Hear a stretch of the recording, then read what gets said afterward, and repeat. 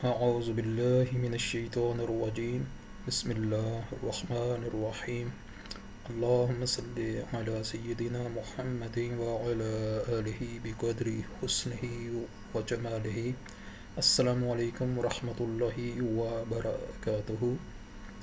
کسی بھی قسم کا معاشرہ ہو یا خاندان ہو یا دو پارٹیاں ہوں، دو گروہ ہوں، ان کی بقا کا ضامن اگر کسی چیز کو گردانا جا سکتا ہے تو وہ صرف اور صرف عدل کا نام ہے۔ اگر عدل کا جو لفظ ہے وہ صحیح معنوں میں سمجھا جائے اور اس کے اوپر عمل کیا جائے تو معاشرہ بھی قائم رہ سکتا ہے، خاندان بھی قائم و دائم رہ سکتا ہے، اور کوئی بھی دو گروہ جو کسی بھی قسم کا کوئی لین دین معاملات کرتے ہیں وہ بخیر و خوبی احسن طریقے سے وقوع پذیر ہو سکتے ہیں۔ لیکن جہاں پہ اپنی ہٹ درمی آ جائے اور عدل کا دامن ہاتھ سے چھوٹ جائے تو وہاں پہ خرابی کا ہونا لازم ہوتا ہے۔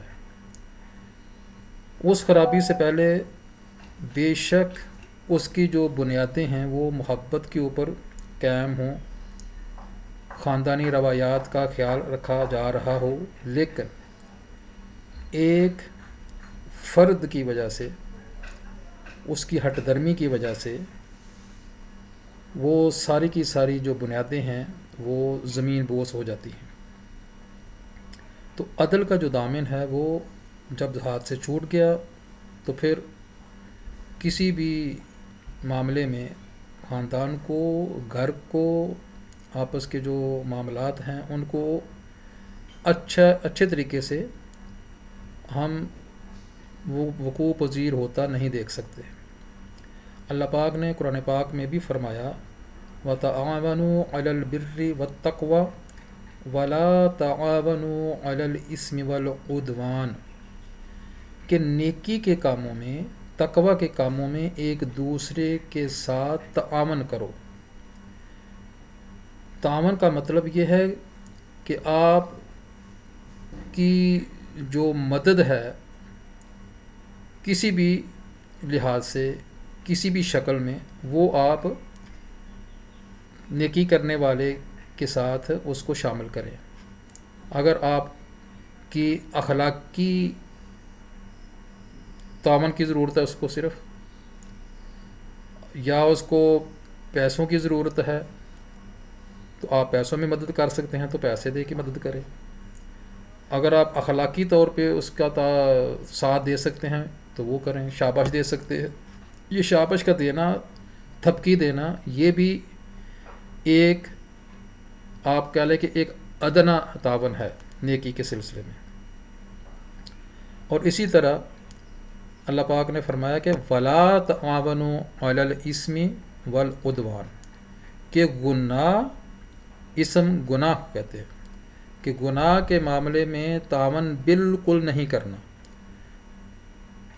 والعدوان، عدوان کہتے ہیں زیادتی کو۔ ایک معاملے میں آپ مثال دے رہا ہوں آپ کو کہ آپ دو بھائی ہیں، ایک نے پہل کی اور کوئی غلط بات کہی، بڑے کو کہہ دی یا چھوٹے کو کہہ دی۔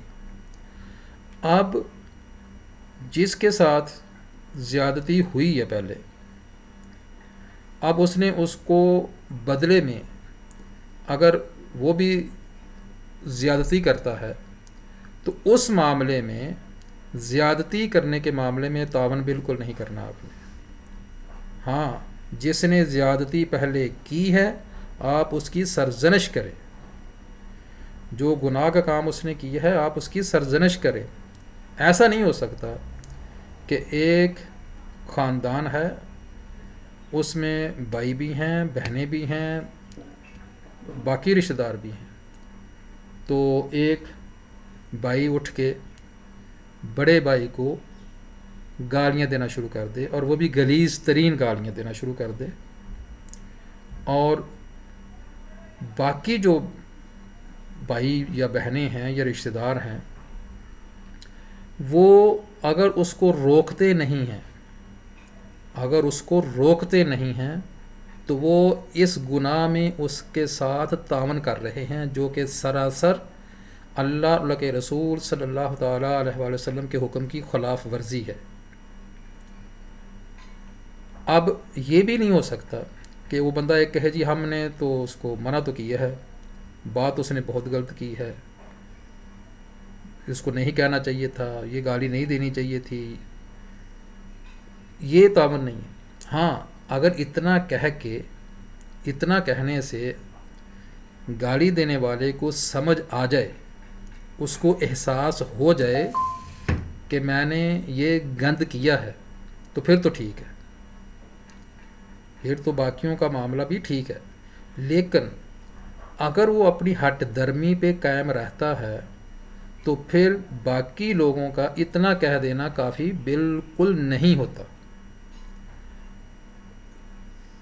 باقی لوگوں کی اگر وہ بات نہیں سنتا، نہیں مانتا، اور وہ پھر بھی وہ اس کے ساتھ اسی طرح ہی میل ملاپ رکھتے ہیں، تو یہ دوسرے الفاظ میں اس کی حوصلہ افزائی ہے۔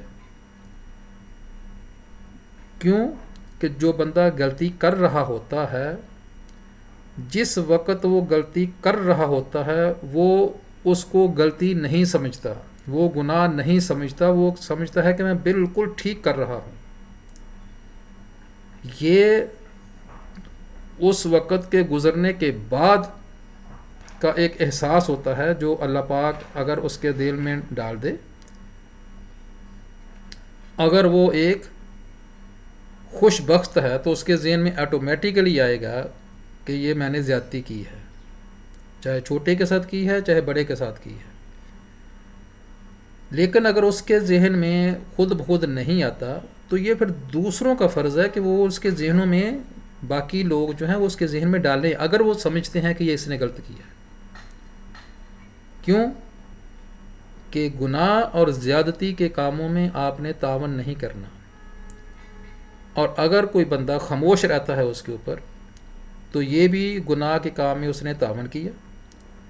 اگر اس نے اس کو بتایا تو ضرور ہے کہ یہ تم نے یہ غلط بات کہی ہے، لیکن وہ پھر بھی اپنی بات پہ اڑا ہوا ہے، تو اس کا مطلب یہ ہے کہ جو اس کو سمجھا رہا ہے وہی گالیاں وہ اس کو بھی دے رہا ہے بدلے میں، اپنی ہٹ درمی دکھا کے۔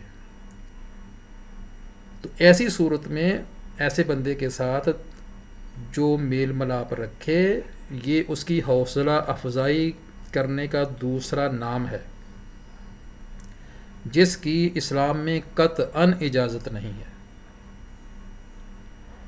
اور پھر اس طرح کے معاملات جب ہوتے ہیں، چاہے وہ خاندان میں ہوں چاہے معاشرے میں ہوں، تو وہاں پہ بگاڑ کو کوئی روک نہیں سکتا۔ کیوں؟ اللہ پاک نے جب یہ کائنات پیدا کی ہے تو اس نے ساتھ ایک ضابطہ حیات بھی ہمیں دے دیا ہے کہ اگر تم لوگ اس پہ عمل کرو گے تو پھر سکون سے دنیاوی زندگی گزار کے میرے پاس آؤ گے، اور میرے پاس بھی تم لوگوں کو سکون ملے گا۔ لیکن اگر اس طرح گزارو گے تو پھر نہ دنیا میں سکون، اور نہ قبر میں سکون، اور نہ آخرت میں سکون۔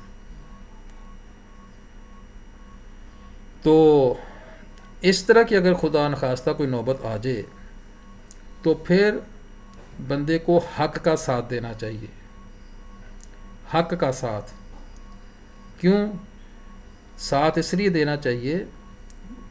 جس کے ساتھ زیادتی ہوئی ہے اس کے اوپر احسان وہ بالکل نہیں کر رہا، اور نہ ہی اس کو سوچنا چاہیے کہ میں اس کے اوپر کوئی احسان کر رہا ہوں۔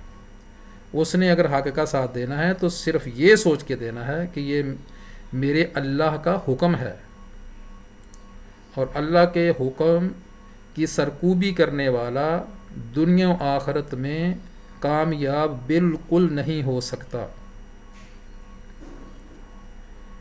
میں ذاتی طور پہ کچھ لوگوں کو جانتا بھی ہوں کہ جن کا جو رویہ ہے، جن کا جو ایٹیچیوڈ ہے، پڑھے لکھے ہیں، پڑھے لکھے، لیکن اس معاملے میں وہ جاہل ہیں. ان پڑھ میں نہیں کہہ رہا، جاہل کہہ رہا ہوں. جاہل اس کو کہتے ہیں کہ جس کو پتہ بھی ہو، جس کو حقیقت کا پتہ بھی ہو، صحیح راہ کا پتہ بھی ہو، پھر بھی وہ اس صحیح بات کو نہ مانے، اس کو جاہل کہتے ہیں. لا علم ہونا اور بات ہے، جاہل ہونا بدترین شکل ہے ایک انسان کی. تو یہ چھوٹی سی بات میں نے ذہن میں آئی تھی، میں نے کہا چلے آپ لوگوں سے شیئر کرتے ہیں. اور باقی اگلی جو میری چھوٹی سی ویڈیو ہوگی اس میں کوشش یہ کروں گا کہ والدین کے ساتھ جو حسن سلوک کا اللہ پاک نے حکم دیا ہے، اس میں ہم کیسے توازن رکھ سکتے ہیں کہ اگر ماں ایک بات کہہ رہی ہے اور باپ دوسری بات کہہ رہا ہے، تو ہمیں کس طرح اس سچویشن میں اپنے آپ کو تیار کرنا چاہیے کہ ہم کیسے ریئیکٹ کریں، کیسے اپنا رد عمل دیں جس سے ہماری عاقبت برباد نہ ہو. تو اللہ پاک ہم سب کو عمل کی توفیق عطا فرمائے. اللہ حافظ.